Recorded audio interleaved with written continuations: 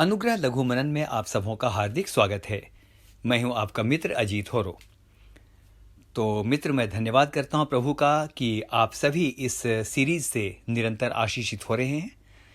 निवेदन करता हूं कि निरंतर सुनिए और दूसरों को भी सुनाइए, यानी शेयर कीजिए। तो आइए चलते हैं आज के मनन में। आज के मनन के लिए जिस पद का मैंने चयन किया है वो पाया जाता है उत्पत्ति की पुस्तक, उसका 22वां अध्याय और उसका 13वां पद। और यहाँ इस तरह से लिखा हुआ है, तब इब्राहिम ने आंखें उठाई और क्या देखा कि उसके पीछे एक मेढ़ा अपने सींगों से एक झाड़ी में बझा हुआ है। सो इब्राहिम ने जाके उस मेढ़े को लिया और अपने पुत्र की संति होम बलि करके चढ़ाया। मित्र, इस घटना के बारे में आप जानते हैं। हम सभी जानते हैं कि निःसंतान होने के दुख को अब्राहम और सारा ने जीवन भर झेला था।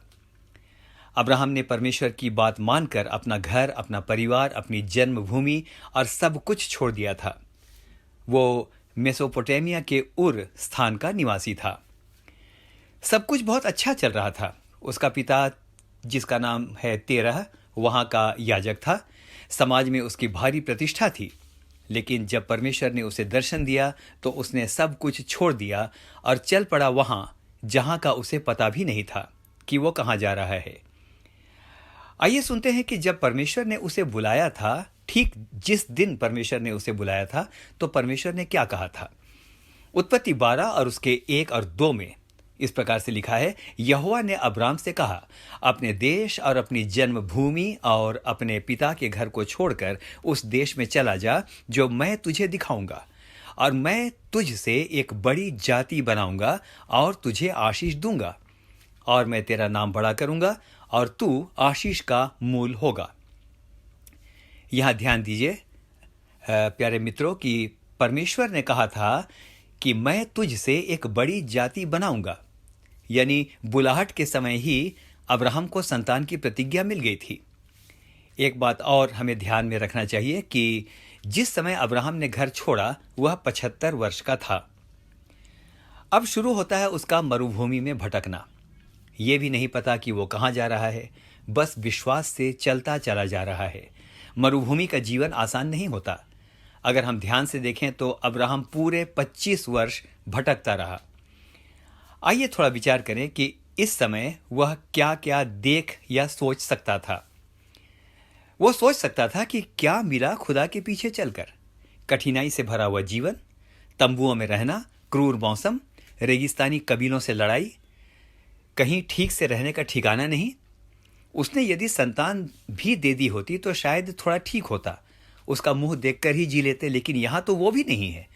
कहां गई वो प्रतिज्ञा जो उसने 25 साल पहले की थी। 25 साल तक भटकना कोई आसान बात है। मित्र, इतनी नकारात्मक बातों को देखने के बाद यह भी हो सकता था कि वो वापस लौट जाता। शायद हम में से भी बहुत लोग लौट जाते, क्योंकि 25 साल का इंतजार कोई छोटी बात नहीं होती है। लेकिन मित्रों, उसने इन सारी नकारात्मक बातों को ना देखा और ना किसी से सुना। और यदि उसने नकारात्मक बातों को देखा भी तो उसने एक काम किया कि वह अपने विश्वास में अडिग रहा।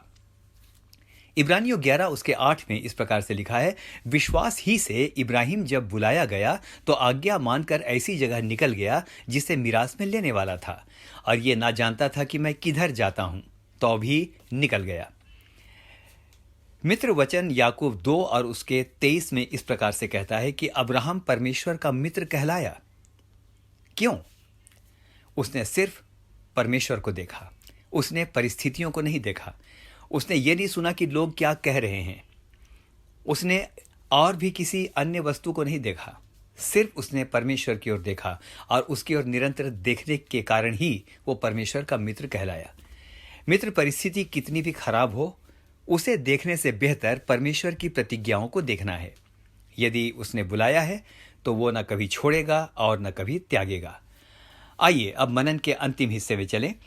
अब्राहम के जीवन में सबसे कठिन समय तब आया जब 25 वर्ष भटकने के बाद उसे संतान हुई, और जब वह बड़ा होने लगा तो परमेश्वर ने उसे बलिदान के रूप में मांग लिया। क्या आप कल्पना कर सकते हैं कि उस समय अब्राहम की हालत क्या हुई होगी?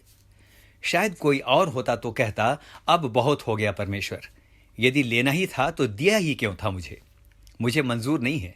कोई और होता तो यह देखता कि अब लौट जाना ही अच्छा है। देखिए यहां पर क्या दिखाई पड़ रहा है। हाथ में छुरा है, लड़का वेदी में बांध दिया गया है। अब क्या देखना बाकी है? लेकिन अब्राहम शायद कुछ और ही देख रहा था। वह परमेश्वर की प्रतिज्ञाओं को देख रहा था। वह सोच रहा था, यह बेटा यदि चला भी गया तो क्या हुआ? यदि परमेश्वर ने कहा है कि मुझसे बड़ी जाति बनाएगा तो वो अवश्य करेगा, चाहे वो जैसे भी करे। मित्र, आशीष पाना बहुत हद तक इस बात पर निर्भर करता है कि ऐसी कठिनतम परिस्थिति में हम परिस्थितियों को कैसे देखते हैं। हम समस्याओं को देखते हैं या समस्याओं पर अधिकार रखने वाले परमेश्वर को। एक कहावत है, यथा दृष्टि तथा सृष्टि। आइए अंत में देखते हैं क्या परिणाम हुआ उसके ऐसे विश्वास का। आज के आधार पद में हमने पढ़ा उत्पत्ति 22 और उसके 13 में कि जब अब्राहम ने आंखें उठाई तो उसने देखा एक मेढ़ा सींगों से झाड़ी में फंसा हुआ है। सो अब्राहम ने उसे लिया और अपने पुत्र की संति मेल बलि करके चढ़ाया।